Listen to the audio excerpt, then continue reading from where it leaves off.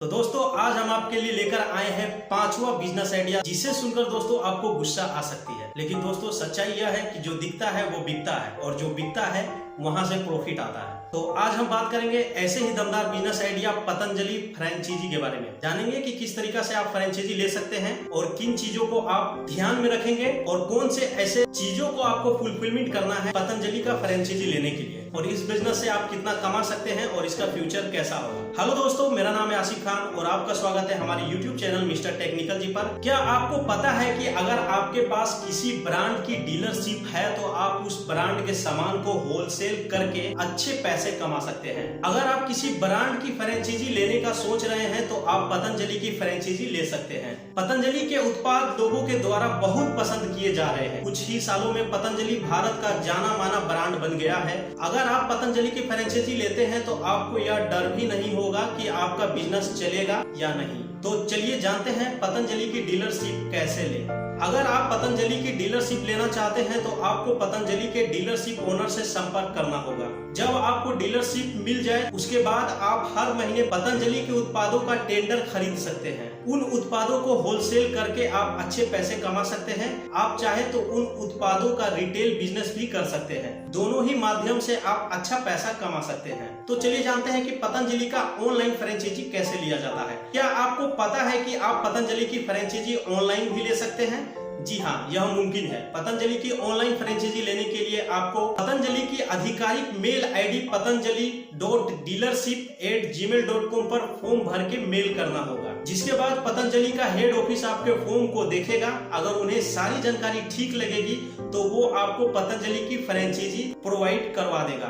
तो अब जान लेते हैं कि पतंजलि का फ्रेंचाइजी लेने के लिए कितनी जगह की आपको आवश्यकता होती है। पतंजलि की फ्रेंचाइजी लेने के लिए आपके पास कम से कम 350 वर्ग फीट जगह होनी चाहिए। सिर्फ इतना ही नहीं, जहां पर आपकी दुकान हो उस एरिया की आबादी कम से कम 1 लाख होनी चाहिए। अगर आप ये दोनों शर्तें पूरी करते हैं तो आपको पतंजलि की फ्रेंचाइजी आसानी से मिल जाएगी। तो अब चलिए जानते हैं पतंजलि फ्रेंचाइजी में कितनी लागत आपको आने वाली है। पतंजलि की फ्रेंचाइजी की लागत महंगी है। अगर आपके पास ज्यादा पैसे हैं तभी आप पतंजलि की फ्रेंचाइजी ले सकते हैं। पतंजलि की फ्रेंचाइजी लेने के लिए लगभग 5 से 7 लाख रुपए का खर्चा आता है। तो चलिए आप जानते हैं कि पतंजलि फ्रेंचाइजी से आपकी क्या और कितना कमाई होने वाली है। जैसा कि आपको पता है कि पतंजलि एक जाना माना ब्रांड है, लोगों को इसके उत्पादों पर भरोसा है। ऐसे में अगर आपकी दुकान सही जगह पर होगी तो आपकी दुकान में अच्छी बिक्री होगी। जब बिक्री अच्छी होगी तो आपकी कमाई भी अच्छी होगी। पतंजलि फ्रेंचाइजी का भविष्य। अब देश से लेकर विदेशों तक में हर जगह आयुर्वेदिक प्रोडक्ट की जबरदस्त डिमांड बढ़ गई है। हर कोई हर्बल प्रोडक्ट्स का ही प्रयोग कर रहा है और जब भी बात हर्बल प्रोडक्ट की होती है तो हर किसी के जेहन में पहला नाम पतंजलि का ही आता है।